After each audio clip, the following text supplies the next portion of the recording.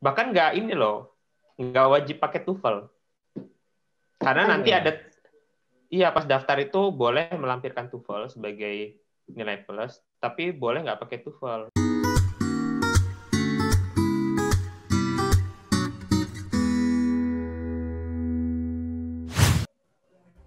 Halo Dormate, akhirnya kita berjumpa lagi di segmen Doorstop.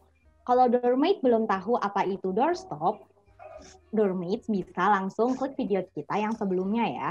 Jadi di segmen Doorstop kita kali ini, kita akan berbincang dan ngobrol dengan teman-teman dan juga kakak-kakak yang sedang menempuh perguruan tinggi. Kita akan mengulik tentang kehidupan perkuliahan dan juga kehidupan menjadi mahasiswa. Jangan sampai ketinggalan ya untuk segmen ini. Oke, di segmen Doorstop kali ini kita akan ngobrol sama kakak kita yang sedang menempuh studi di India, tepatnya di Bangalore. Bangalore atau Bangaluru ya? Langsung kita tanyain aja ke kakak kita. Halo. Halo Mas Umar. Halo Mas Umar. Halo, apa kabar Mas Umar? Junior. To the point. Halo teman-teman DPP ya, saya DPP 2016. Kansa sosiologi, Mas. Kansa sosiologi. Iya. DPP semua. Oke, jadi Mas Umar ini adalah alumni Departemen Politik Pemerintahan Sipol UGM. Kemudian sekarang sedang menempuh studi di Bangalore atau Bangaluru, Mas bacanya, Mas? Bangalore sih biasanya. Oh, Bangalore. Di Bangalore. Sama itu sama aja kayak orang nanya Jogja apa Yogya. Oh, oke. Oke, di Bangalore, tepatnya di Digital Society International Institute of Information Technology Bangalore. Iya ya Mas ya? Iya. Disingkatnya apa Mas, nama kampusnya Mas? Biar singkat. Kalau biasanya kita nyebutnya Triple ITB karena I-nya 3 kali kan. Triple ITB. ITB. Ya. Oh, oke. Kembarannya Triple ITB. Tapi I-nya 3. I3 ITB. Oke Mas, langsung aja untuk kita mau ngobrol-ngobrol nih sama Mas Umar. Yang pertama kayak apa sih Mas alasan Mas memilih studi di Triple ITB dan juga memilih jurusan ini? Digital Society. Oke. Makasih Kansa. Ini kayak formal gitu ya jadinya. Enggak, santai. Santai banget loh, emang ngomongnya kayak gini. Oke, ya teman-teman semua kenalin lagi ya, mungkin apalagi Kansa kayak aku baru tahu, makanya tadi aku kira dari JPP juga, dan mungkin nanti yang nonton juga mungkin banyak belum tahu. Namaku Umar Abdul Aziz, biasa dipanggil Umar. Aku di JPP tahun 2012, masuknya lulusnya 2016. Terus 3 tahun berapa bulan? 3 tahun 11 bulan 29 hari. Okay. Aku sidang itu 29 Juli 2016. Okay. Karena kan itu masuknya 1 Agustus ya 2012 gitu. Nah, terus sebenarnya sebelum aku lulus itu aku udah beberapa kali magang di beberapa pusat kajian di Visipol ya. Yang pertama Yusur sama CFDS. Nah, jadi mulanya dari situ tuh. Nah, karena aku aku tuh sebelum berangkat kuliah di India itu di CFDS itu dari tahun 2016 awal sampai 2019 pertengahan. Berapa tahun tuh? 3,5 tahun lah ya. Nah, jadi ya pas banget gitu kan. Dulu kerjanya di Center for Digital Society, terus S2-nya Digital Society Studies gitu. Nah, tapi tidak selempang itu. Maksudnya nggak selempang itu, saudara-saudara. Maksudnya penuh dengan ini, teman-teman masih belum lulus, masih apa ya? Aku nggak tahu ya persiapan teman-teman di sini, terutama yang hadir di Zoom ini maupun yang nonton nanti di YouTube, sudah sejauh mana persiapan nanti buat ini kan segmen khususnya buat teman-teman yang persiapan buat studi lanjut kan ya? Iya. Nah, pokoknya yang kadang aku ceritain ini juga mungkin nanti kayak oversimplifikasinya ya. Maksudnya sebelumnya itu nggak kayak karena aku dulu kerja di CFDS, makanya aku kuliahnya di Digital Society Studies, nggak selempeng itu, cuman memang kebetulan sama gitu nama jurusannya. Tapi singkat cerita, dulu itu kan kalau kata orang-orang gitu ya, kata dosen-dosen, kalau mau S2 itu katanya sih ya dulu itu tuh jangan langsung habis lulus S1 langsung S2, karena kita perlu mengexercise setelah kita lulus itu kayak gimana sih dunia, kan kita S1 tuh sekitar 4-5 tahun kan banyak yang kita pelajari. Nah ketika kita turun langsung gitu ya, entah ke dunia kerja atau dunia pengabdian gitu ya, nah itu kan pasti kita dapat banyak pelajaran baru gitu kan. Dan ini aku masih ingat Mas Gafar sih yang ngomong salah satunya, tapi aku kurang inget quote-nya kayak mana. Tapi kalau anak S1 langsung S2 itu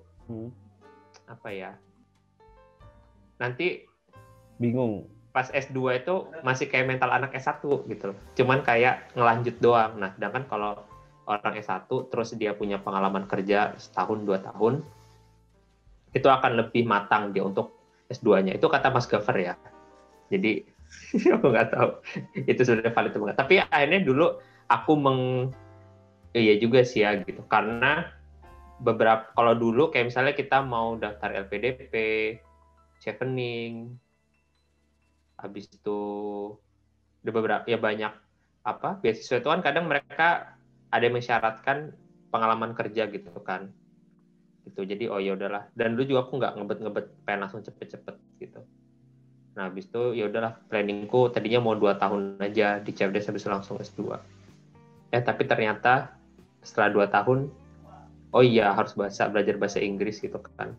Karena kuliah di dalam negeri pun harus bisa bahasa Inggris. Harus TOEFL-nya harus 500 kalau mau S2 tuh, Mas. gitu. Iya, dalam negeri. Kalau mau dapat beasiswa ya. Kalau teman-teman mau bayar sendiri sih mungkin TOEFL 450 aja bisa. Istilahnya prosedural lah. Tapi kalau mau yang beasiswa ke LPDP atau beasiswa yang lain kan, beasiswa dalam negeri aja perlu TOEFL minimal 500, itu minimal banget gitu kan. Nah, aku pikir dulu belajar bahasa Inggris itu bisa 1 semester sambil kerja ya, maksudnya kan aku sambil kerja ambil bahasa Inggris. Ternyata tidak bisa. Maksudnya ternyata nggak, progresnya lambat lah. Makanya dulu aku sempat break dulu dari CFDS, terus aku ke Pare. Terus ngambil bahasa Inggris lah di sana. Gitu kan.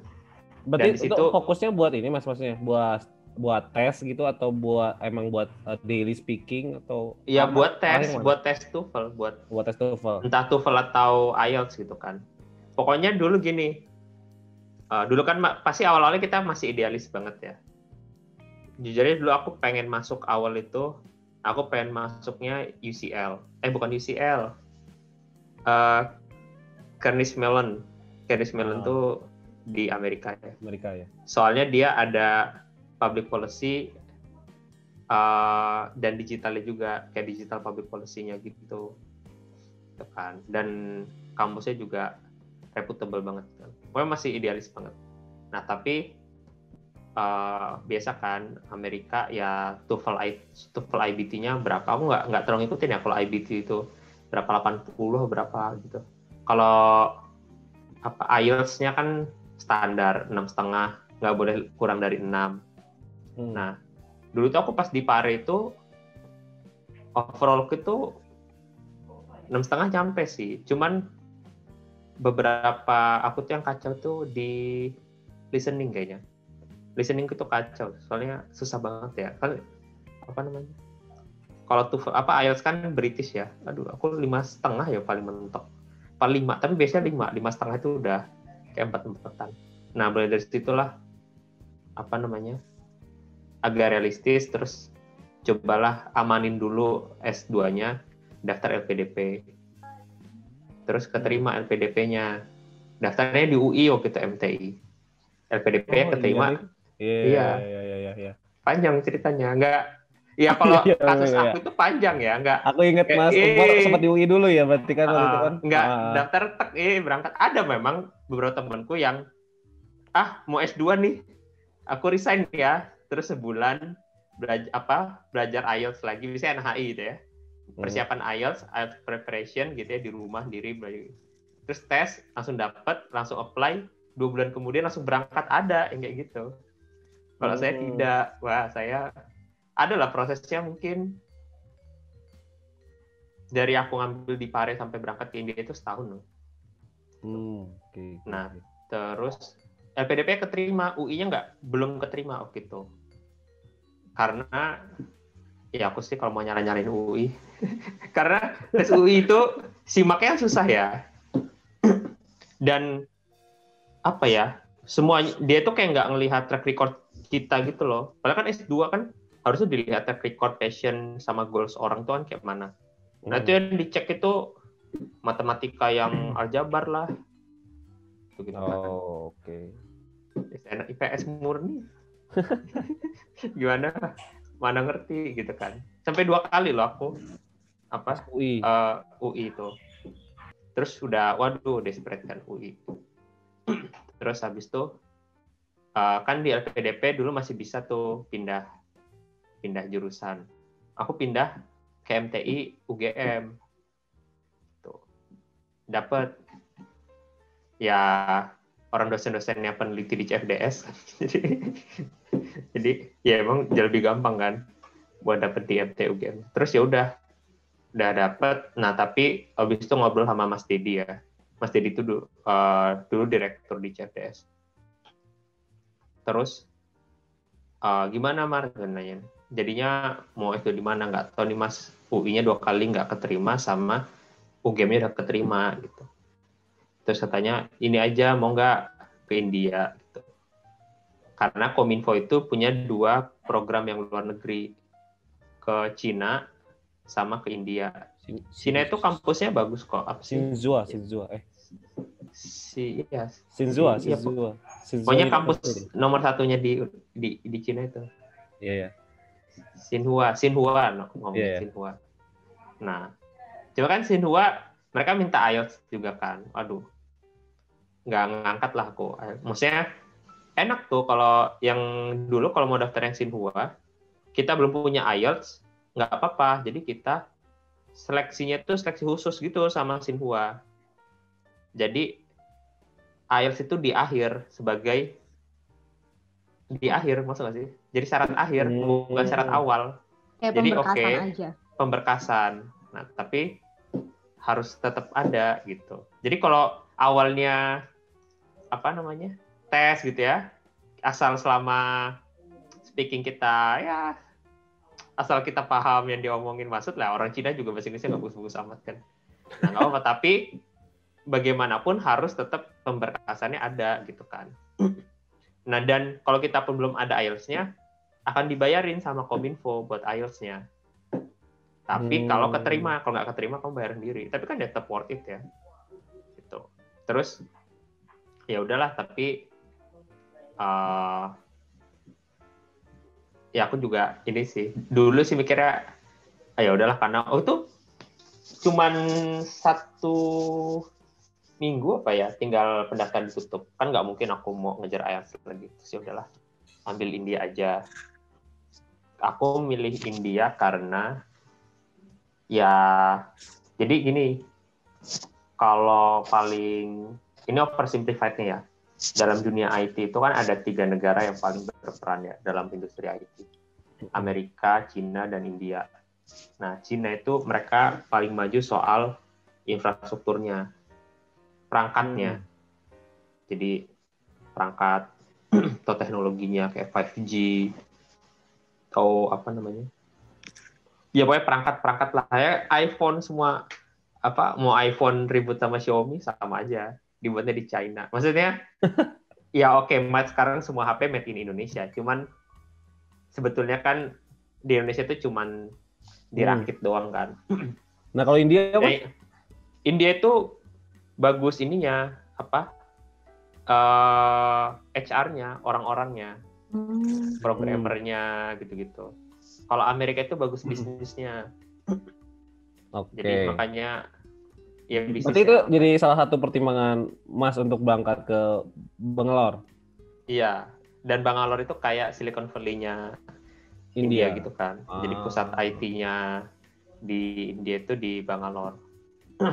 Nah, terus jurusannya juga cocok lah. Nggak perlu terlalu ribet gitu. Dan selain itu, pilihannya alasan yang lebih agak pragmatis lagi. Dulu kan aku masih idealis banget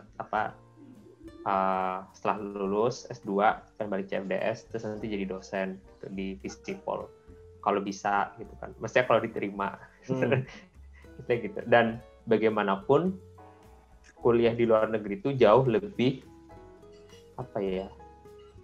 aku nggak tahu sih, sebenarnya aku juga nggak sepakat sih dengan sistem ini. Cuman gini, kalau biasanya tuh beberapa kampus tuh mensyarat lebih punya nilai plus dalam seleksi dosen atau dalam akreditasi itu kalau dosennya lulusan luar negeri. Menambahkan poin mungkin ya? Iya, nambahin poin. Jadi kalau misalnya, nggak cuma UGM doang, hampir semua kampus, kalau ada yang daftar, satu lulusan luar negeri, satu dalam negeri, pasti yang luar negeri ini poinnya lebih tinggi dalam aspek itu gitu ya. Misalnya itu 20% gitu, kontribusi penilaiannya. Kalau dalam negeri mungkin 10 gitu. Kalau ini 20 misalnya gitu. Jadi bahkan ada yang jadi syarat mati gitu, harus lulusan luar negeri gitu, itu kan. Terus ya udahlah gitu, pilih. Dan itu kenapa? Nah terus aku ya biasa lah kita lihat-lihat kurikulumnya. Kurikulumnya itu intinya di jurusanku itu ada 3 fokus. Yang pertama itu kebijakan, kayak digital public policy. Terus ada HCI ya kalau pakai bahasa Indonesia. Sebenarnya itu ya HCI kalau pakai bahasa Inggrisnya, Human Computer Interaction. HCI itu kayak UI UX, copywriter. Ya itulah segmen di mana orang sosial paling bisa masuk di startup tuh kan HCI. Karena nggak pakai coding gitu kan. UI UX gitu. UI UX itu bagian dari HCI, tapi HCI itu jauh lebih luas ya. Nah, terus sama digital sociology. Nah, digital sociology itu kayak bagaimana misalnya contoh perspektif Karl Marx dalam melihat fenomena teknologi sekarang gitu. Misalnya kayak gitu lah ya. Terus misalnya teori ruang publik gitu ya, dalam sosial media gitu loh. Pokoknya yang grounded ya. Bahasan-bahasannya kan salah. Sosiologi. Ya, bahas sosiologi gitu. Nah, tapi itu harus ini nggak Mas? Ada kayak matrikulasinya dulu nggak? Gitu? Oh, enggak. Ada. Kan? Semua orang wajib matrikulasi. Baik apapun. Jadi matrikulasi itu ada matrikulasi sosial sama matrikulasi teknis. Nah, meskipun aku misalnya background sosial, aku tetap harus ikut matrikulasi sosial. Pokoknya matrikulasi itu wajib. Tapi cuma 2 minggu kok. Gampang sih sebenarnya. Oh, cuma 2 minggu? Cuma 2 minggu. Oh, tapi secara umum berarti linear ya sama jurusan politik pemerintahan atau S1 ya, Mas? Sebetulnya jurusanku itu bisa di-apply semua jurusan. Karena kan itu interdisipliner, jadi nggak ada kayak, pokoknya semuanya bisa kok. Okay. Asal jangan jurusan penujuman aja. Penujuman. Kalau ini Mas, waktu studinya kira-kira berapa lama tuh? Digital Society? 2 tahun. Fix 2 tahun. Mau kamu mau sepinter apapun juga 2 tahun. Maksimal? Minimal nggak ada, memang 2 tahun. Ada sih seniorku yang ya mungkin kemarin agak excuse ya karena COVID, jadi tesisnya kehambat. Dia baru sidang bulan lalu ya. Tapi normalnya 2 tahun sih. Tuh. 2 tahun. Terus kalau ini Mas, apa namanya?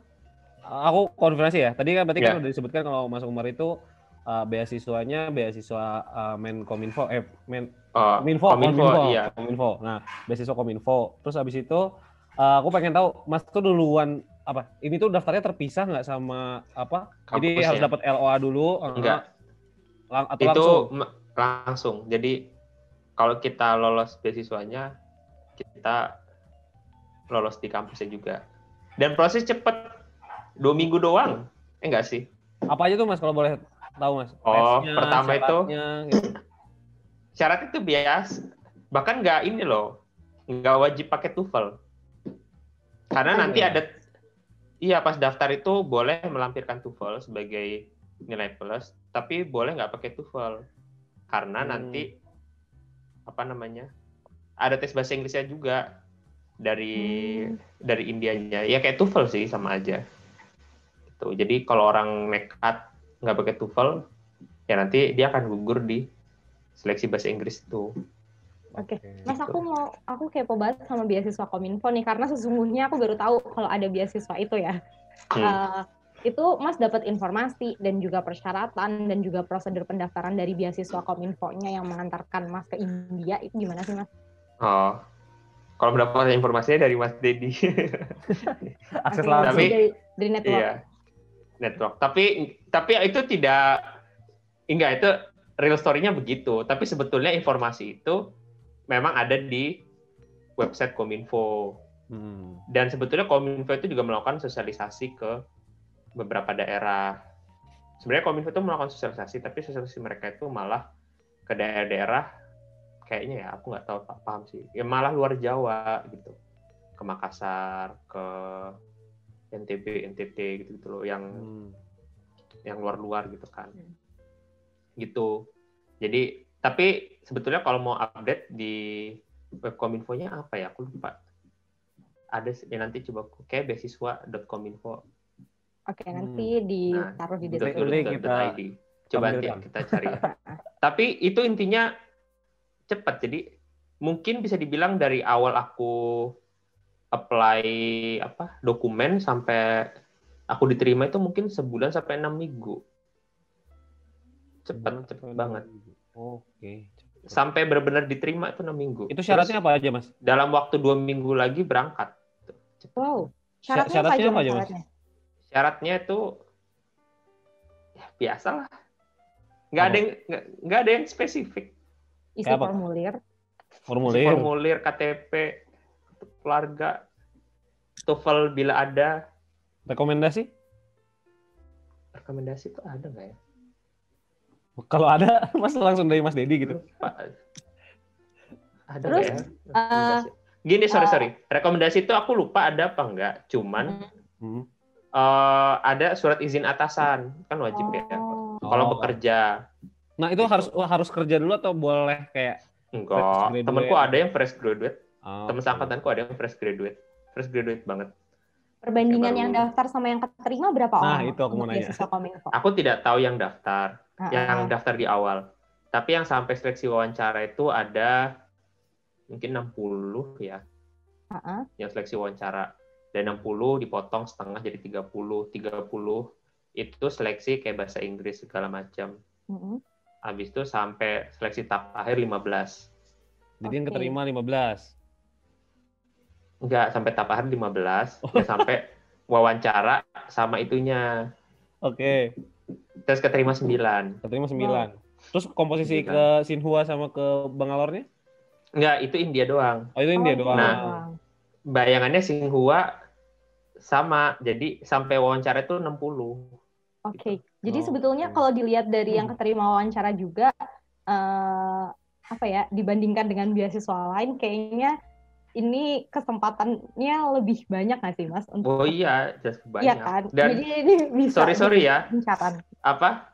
Gimana, Mas? Yang masih tahapan wawancara itu, aduh, ya kan bukan apa-apa ya. Karena sebetulnya Kominfo ini memang targetnya kan mereka kayak afirmatif gitu loh beasiswanya. Jadi aku bukannya merendahkan ya, tapi ada orang yang baru yang di tahap wawancara itu dia dari Kalimantan, ngobrol-ngobrol, dia cerita, ya ini aku pertama kali ke Jakarta, gitu. Saya kebayang lah kalian gimana kan, kapasitas dia. Terus dia pas, aku diceritain Mas Dedi soalnya kan, Soalnya kan nggak diatur ya, tapi yang wawancari aku Mas Dedi.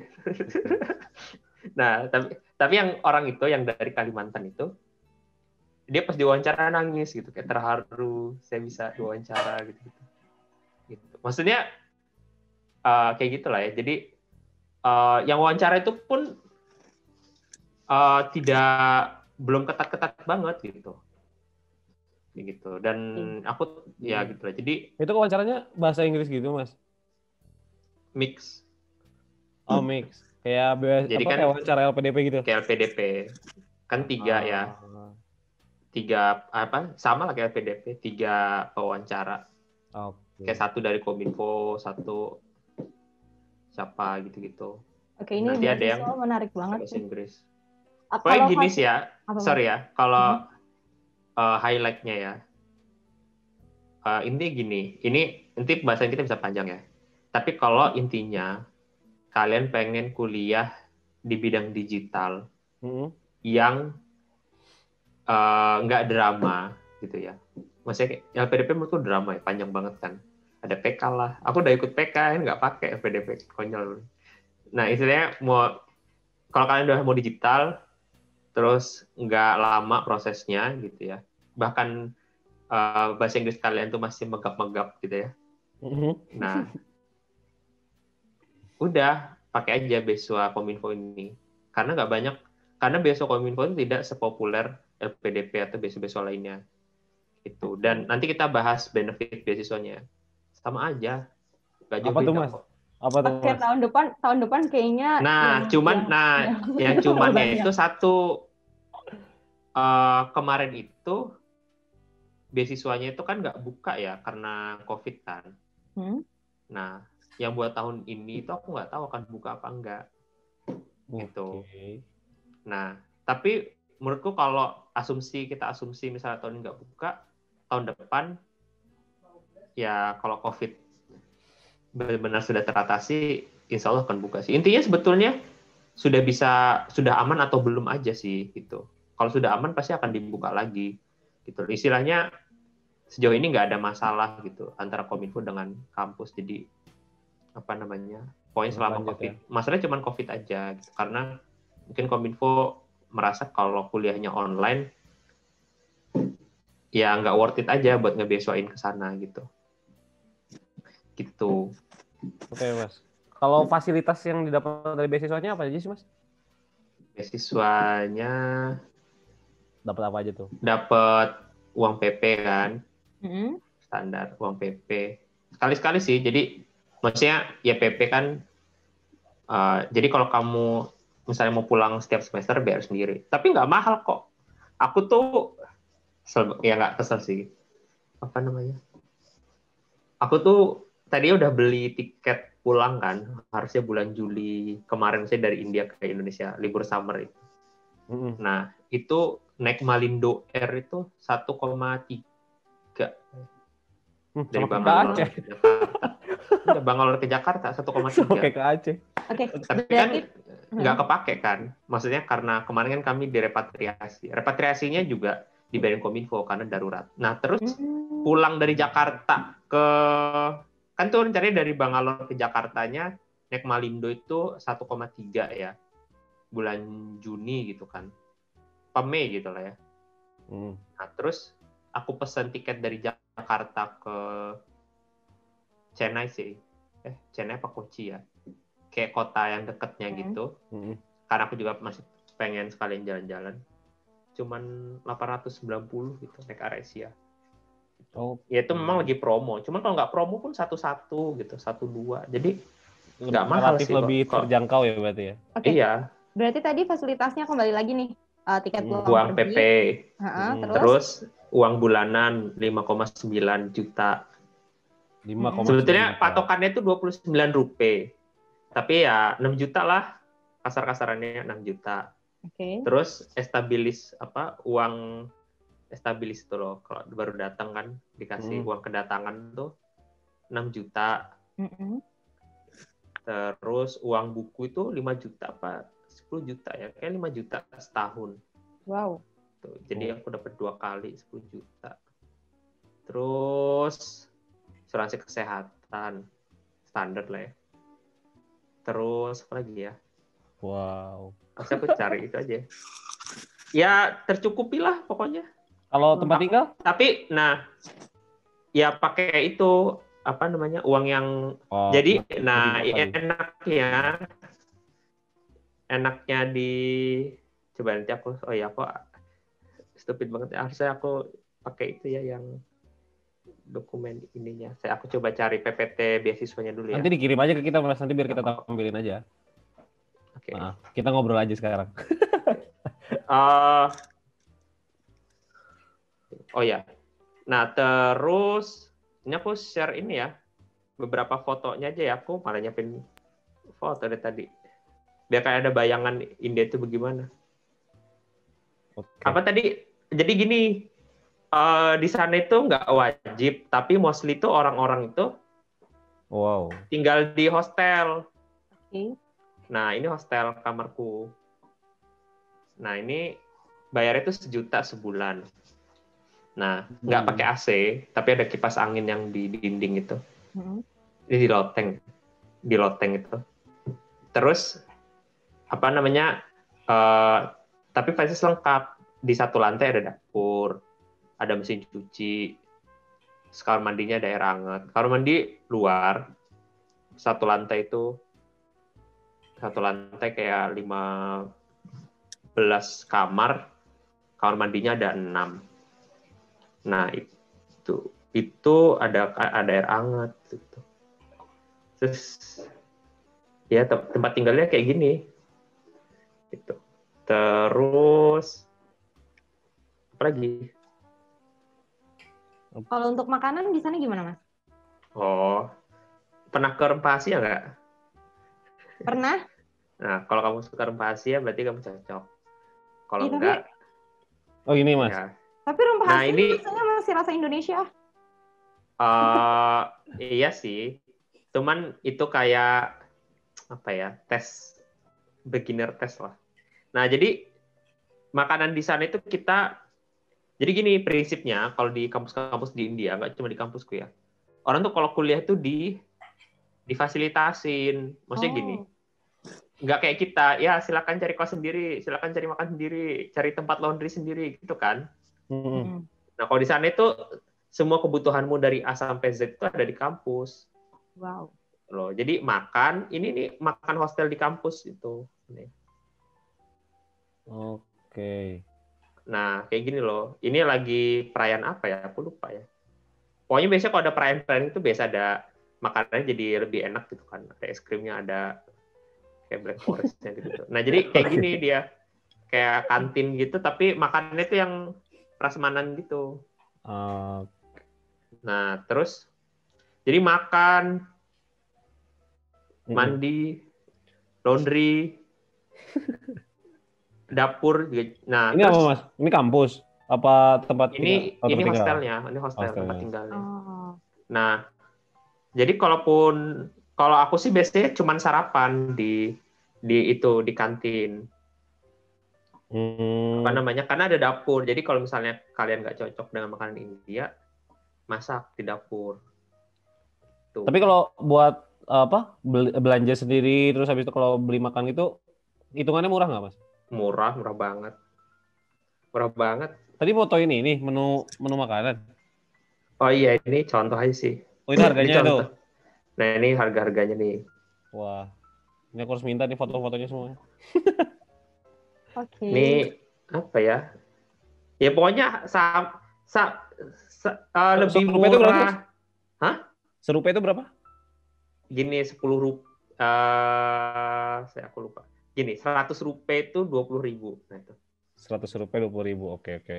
Jadi kayak fake roll ini berarti. Serupiah 200 perak. Berarti 50 kali 200 perak itu berapa tuh? Iya. 50 kali 200, 1.000, 10.000. 10.000. Nah, ini nih contoh ini sarapan ya.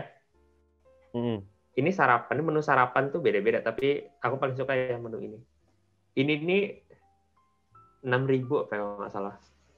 Jadi ada susu, nah terus terkenal di India tuh cati itu kayak teh tapi ya itu kan. Kayak ya itulah apa ya. Ya makanya ke rempah Asia tuh, cati. Nah terus ini kayak apa ya? Kayak krim kentang gitu. Terus ini kayak bumbu kacang. Terus ini kayak, aduh, aku tuh gampang banget lupa nama makanan. Apa tuh Canai. cane? Bukan cana ini. Ini isinya kentang. Oh. Jadi Tapi nggak ada kayak ladu, Mas? Kayak Bima Sakti. itu siang Oh, siang. kalau Oh. sama roti. Dan ini nih free refill. Jadi unlimited. Susunya semuanya ini unlimited. Berarti pas lah ya buat kita yang sering anak kosan Iya. mencari-cari kesempatan. Kalau aku karena ya selain kita cari kesempatan dan kita suka ya sama makanannya, aku bawa toples gitu kan. Oh, Terus aku simpen buat siangnya. anak kosan banget kita sumber. Gitu. Ini waktu itu Ada acara gini unlimited nggak Mas? loh, Apa? Nyusup-nyusup ke acara kampus gitu kan waktu di UGM mungkin kayak ada. Ada. Makan-makan dosen kita masuk aja tiba-tiba kayak gitu kan. Kalau di sana Ada gitu sih, cuman ngapain aku, maksudnya mending aku ngambil masakan pagi, sama aja, maksudnya masakannya sama aja gitu. Nggak terlalu mewah kalau makanan lagi seminar gitu kan, nggak terlalu mewah, biasa aja. Nah ini Mas, aku mau nanya nih Mas, masalah kehidupan sehari-hari aja ya. Kalau misalnya apa namanya, tadi kan makanan udah nih, terus living cost secara secara keseharian nggak terlalu mahal lah ya, kita bisa bilang. Iya, sorry kepotongnya. Karena yang tadi 1 juta itu udah semuanya kan, listrik, wifi segala macam tuh udah. Oh. Jadi bener 1 juta itu udah kalau kalian misalnya ngekos masih ada apalah iuran-iuran lainnya gitu kan. Ya kalian makan sehari 20.000 itu berarti kan ya udah 600.000 sebulan. Ya Mas Umar bisa nambah banyak. Iya berarti ya bisa nge-save banyak dari uang beasiswa. Nanti off the record aja ya, uang beasiswa aku habis kemana ya. Mas Umar mah sering sering diving. Oh, lah kan lagi corona, aku jadi mengalihkan ke yang lain. Oh, apa Mas? Nanti ya di RF nggak enak record. Di record gitu. Kalau nggak di record aku langsung cerita, cuma nggak enak nanti. Oke. Kenapa? Terus? Kalau untuk society-nya sendiri di sana gimana? Itu, aku mau nanya. Dan bahasa Indianya, Mas, jadi harus ngikutin bahasa India atau gimana sehari-hari? Enggak sih, pokoknya di sana itu orang-orang yang kayak connect bus gitu ya, istilahnya yang petugas bus atau yang jual-jual gitu, kayak 1, 2, 3 sama how much itu masih bisa. Setidak literate. Kayak apa sih kalian mau nemu abang-abang apapun gitu. Kalau cuman kan kita nggak tahu bahasa India barangnya kan, dia juga mungkin nggak tahu misalnya pisang, misalnya dia nggak tahu pisang itu banana, dia juga nggak tahu bahasa Indianya apa, tunjukin aja how much. Kan. Jadi dia bilang 1 kilo 100 gitu. Berarti kilo. Logatnya udah bisa nih. Ya gitu, ya nggak sih, aku tuh nggak begitu, temanku banyak yang lebih terindianisasi daripada aku sebenarnya. Jadi nggak aku ingat kalau orang-orang yang jual-jual yang di jalan-jalan itu 100 berarti sekilo 20.000 gitu kan. Tuh, jadi apa ya? Bahkan aku nggak habis pikir orang yang bilang, kamu kuliah pakai bahasa apa? Marif bahasa Inggris lah. Masa saya belajar bahasa India? Aku tuh nggak ngerti bahasa India. Aku tidak belajar. Kalau sign di publik itu Mas? Kayak sign di public place gitu. Bahasa Inggris sama bahasa.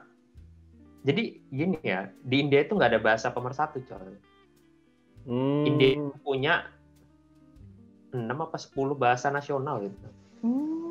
Jadi Hindi, misalnya kalian nonton film India itu banyak kan Hindi kan, misalnya bahasanya.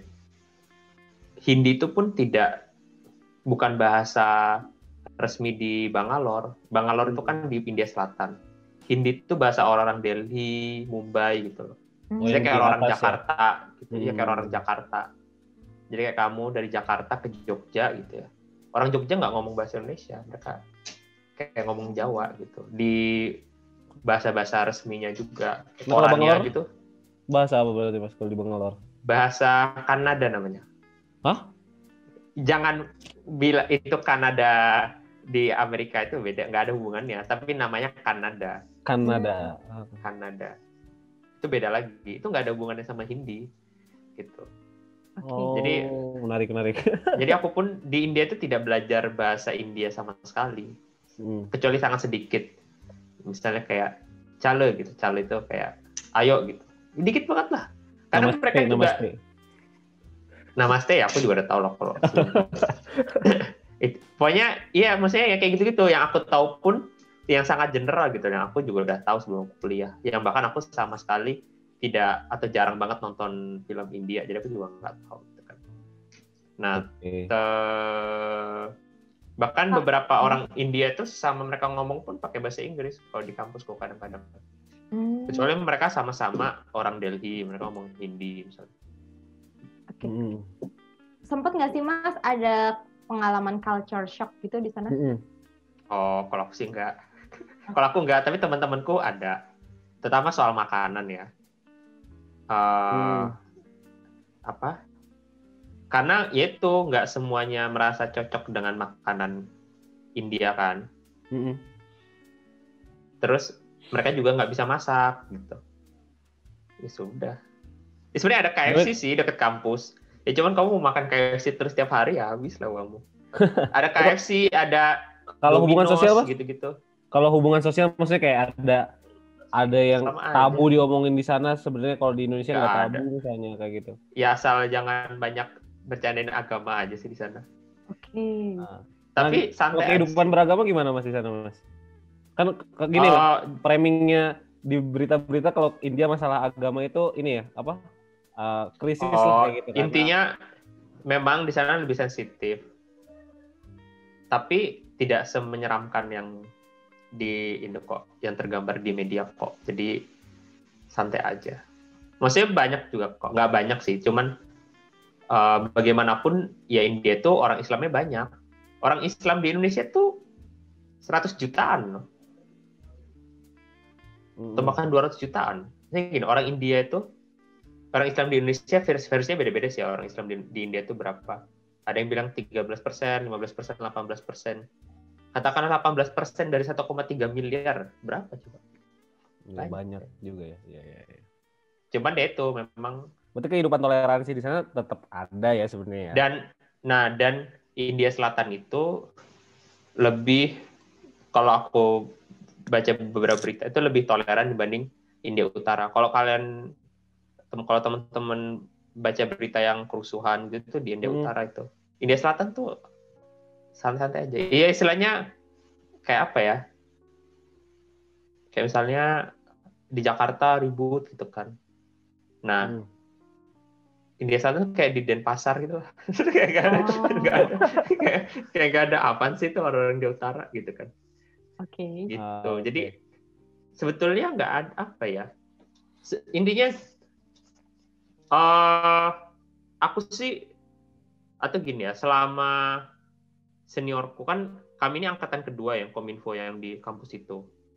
Nah, selama merefer dari pengalaman senior dan kami gitu ya, angkatan kami nggak ada apa ya pengalaman yang apa ya yang nggak enak gitu, entah kriminal kah atau kayak rasisme gitu, nggak ada sih, nggak ada masalah gitu. Jadi dan lebih-lebih lagi kampusku itu kan dia di distrik khususnya itu yang kayak BSD-nya, jadi distrik khusus BSD. IT-nya. Jadi terpisah dari hiruk pikuk kota gitu. Jadi bersih banget lah. Bersih. Aku stop share cari apa namanya. Neighborhood di kampusku. Nah Mas, aku mau nanya sih Mas. Dulu kan Mas Umar di UGM bisa dibilang terkenal karena aktivismenya ya. Ya. Nah, lagi S2 ini di India melanjutkan nggak nih? Setauku India nih banyak banget case dan banyak jadi sorotan banget ya di dunia ya. Termasuk kemarin mogok buruhnya misalnya yang terakhir itu misalnya kayak gitu. Nah, Mas Umar tetap keep in touch in activism nggak gitu? Maksudnya tetap belajar, tetap berhubungan dengan teman-teman di Indonesia atau gimana maksudnya? Ikut apa? Mas Umar pernah ikut aksi-aksi di sana kah kayak gitu Di kan? sana gitu ya. Oh. Gitu. Kalau aku ikut aksi aku dideportasi, coy. Itu peraturan dari mana, Mas? Aku nggak tahu itu peraturan dari mana, tapi ada beberapa mahasiswa internasional yang ikut aksi dia dideportasi. Oh, oke. Dari Itu Indianya dia berarti ya? Bukan dari beasiswanya berarti kan? Iya, bukan dari beasiswanya, dari Indianya. Oke. Gitu. Ya kalau kamu nggak ketahuan sih nggak dideportasi, kalau kamu pakai apa-apa gitu. Oke, mungkin pertanyaan terakhir nih Mas yang di-record di sini. Apa perbedaan sistem pembelajaran di India sama yang Mas lihat di Indonesia? Oh, sebetulnya gini, kampusku itu dia course base. Jadi kalau teman-teman nyari S2 yang research base, ini agak nggak match gitu kan. Sebetulnya beberapa orang melihat course base seolah-olah di bawahnya research base ya, tapi siapa sih sama aja sih menurutku ya. Nah, jadi kalau sama sih kayak Indonesia, di Indonesia juga betul course base. Cuman kalau kayak Australia, UK itu beberapa ada yang research base, Jerman tuh kayak research base. Itu. Nah, jadi kalau di India dia di kampusku dia course base. Kemudian yang kedua bedanya kalau yang paling beda kerasa beda banget di tempatku itu dosennya itu betul-betul ini welcome banget. Jadi ada apa namanya? Kalau dosen-dosen di kampus tercinta kita tuh kadang suka janji politik, saya gini. Kalian kalau nanti ada apa-apa bisa tanya bapak atau ibu gitu kan lewat email gitu. Tanya lewat email, dibalas enggak? Jangan kan nanya begitu. Skripsi gitu ya suka susah banget kan? Apa namanya? Kalau di kampusku bahkan tugas bulanan aja kita bisa kayak Bu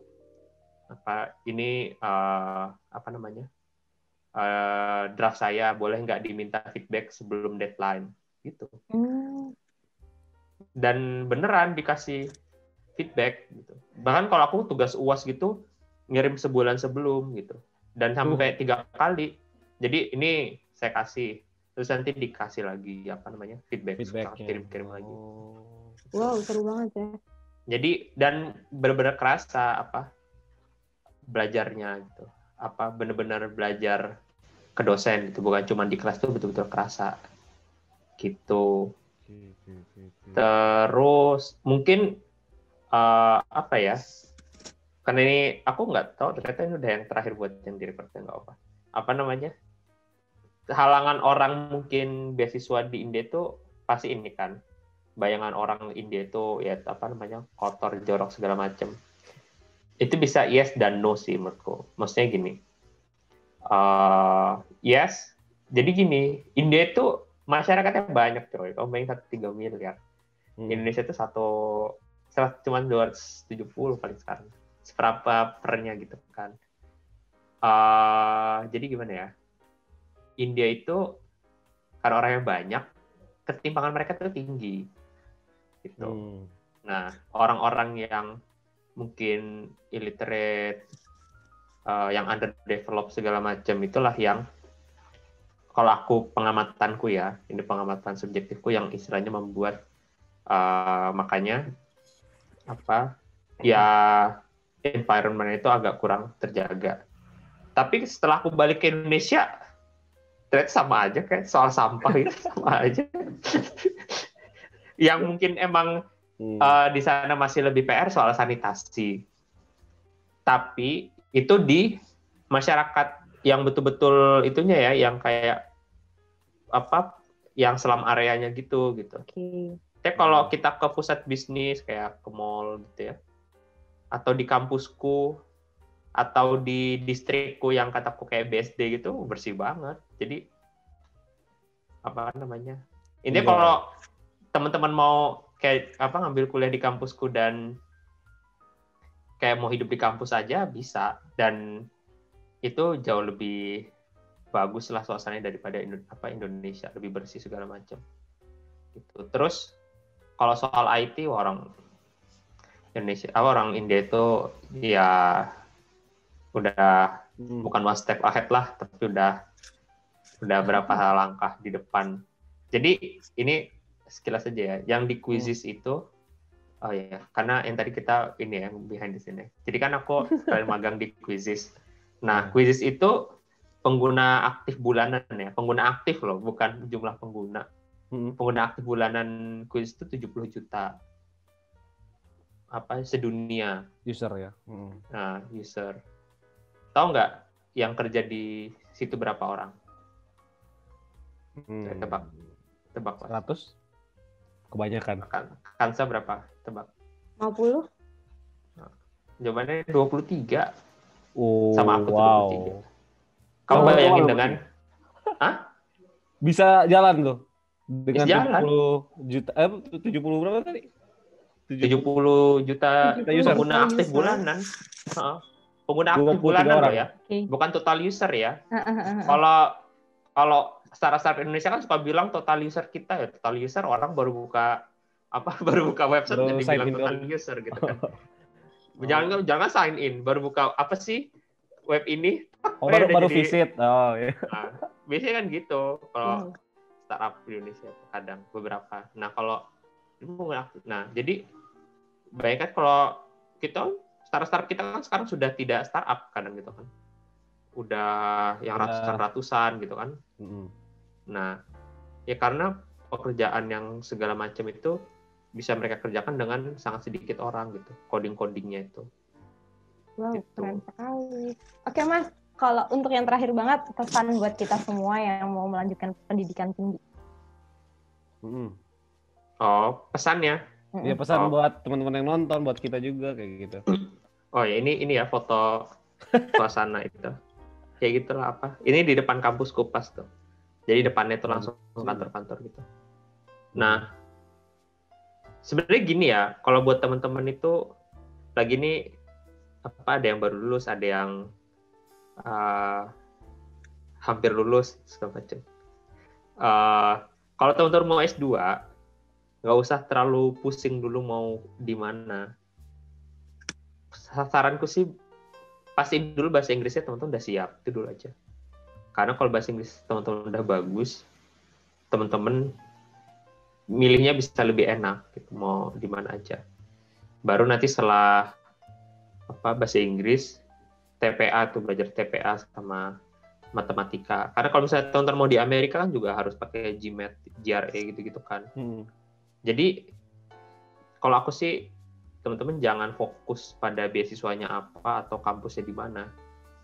Tapi betul-betul kita memang siap gitu untuk di mana aja. Karena nanti dinamikanya ya dari pengalamanku sih bisa tinggi banget gitu. Jadi persiapin dulu semua, dan menurutku kuliah di India tuh sangat worth it banget kalau beasiswa.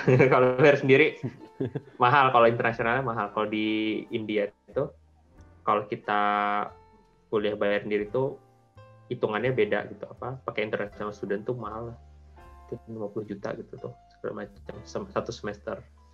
Nah, kalau beasiswa kan dibayarin itu worth it banget. Nah, selain beasiswa yang Kominfo itu, ada juga beasiswa pemerintah India tuh, ICCR. Gitu. Nah, itu tuh, tapi nggak ada yang bidang IT sih setauku. Itu setiap tahun ada. Bahkan kayaknya sekarang pun lagi pandemi juga mereka buka deh. Gitu. Tapi benefitnya nggak terlalu beda, tapi agak di bawah Kominfo sih ya. Gitu. Terus kampus-kampus di India itu sebetulnya tidak masuk kayak top 100 gitu-gitu, top 10 apalagi. Karena, nah ini ya yang paling penting soal India, ini terakhir banget. Yang paling penting soal India. Kalau kita ngelihat kayak India itu kayak seolah-olah negara yang di bawah Indonesia gitu ya. Karena orang India tuh, dia tuh nggak peduli cover, coy. Contoh aku yang kaget itu, kan India kan pokoknya tahun lalu yang mencoba untuk mendaratkan satelit di bulan itu kan, atau tahun lalu iya. Jadi India itu ingin menjadi negara ketiga apa keberapa gitu yang bisa mendaratkan satelitnya di bulan, atau bukan orang sih, satelit ya, satelit di bulan gitu. Tapi kan gagal pas ini, nggak mendarat dia ketarik gravitasi bulan. Teman-teman bayangin, di NASA-nya India itu tuh komputernya itu masih pakai Windows 7, coba bayangin. Tapi mereka mengirimkan apa namanya? Satelit. Itu. Dan satelit Indonesia itu banyak juga yang diterbangin sama NASA-nya India gitu.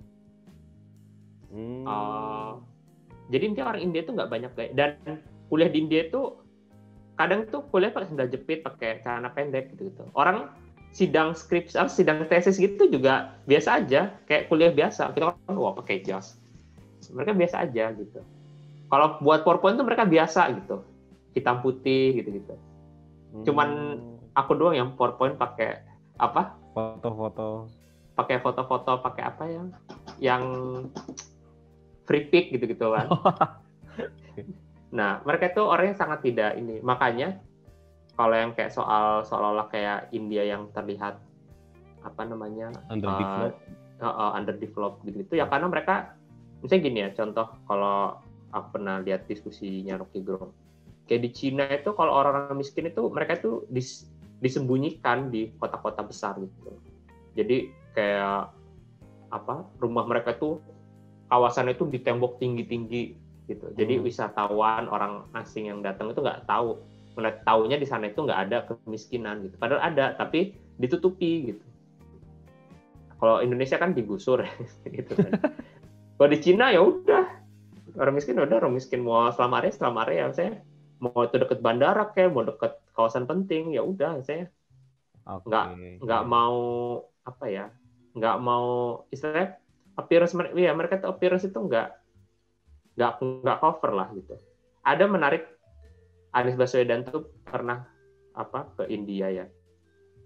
Kan anaknya Anies Baswedan tuh SMA-nya di India kalau salah. Mutia. Jadi aku lupa siapa namanya. Yang cowok kayaknya. Nah, dia tuh ke India pas masih jadi Kemendikbud. Ada kok di YouTube tuh dia cerita ini. Nanti aku cari dulu. Jadi dia tuh diskusi ke Kemendikbudnya India. Kantornya jelek katanya. Kata Anies gitu. Anies. Enggak, kata Anies. Ya, ini Anies anaknya nggak ikut. Maksudnya dia kunjungan ke Kemendikbudnya India.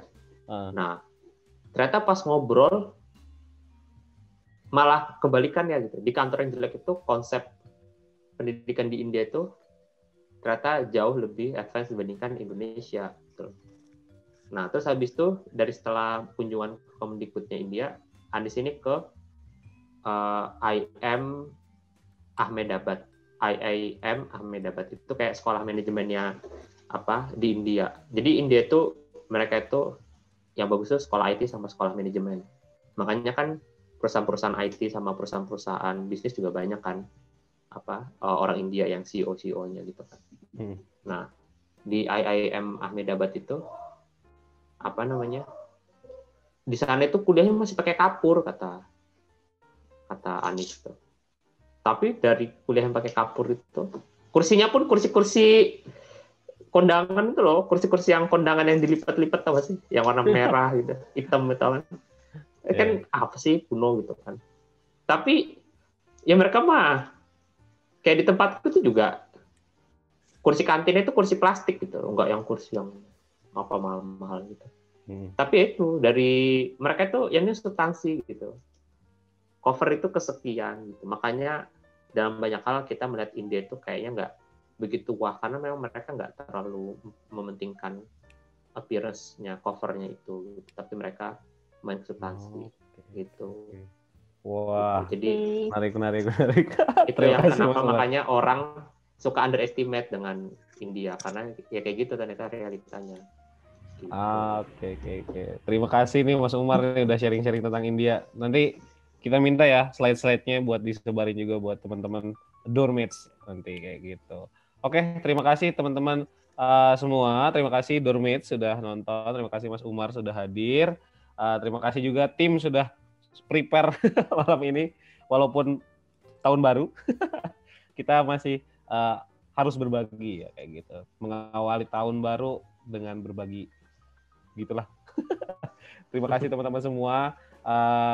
saksikan terus Doorstop, sesi-sesi Doorstop berikutnya. Masih ada hal-hal keren ya. Kalau nggak salah bulan ini kita bakal bahas banyak tentang Asia nanti kayak gitu.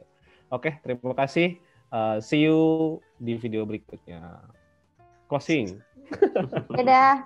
Makasih Mas Umar. Ya, sama-sama teman-teman.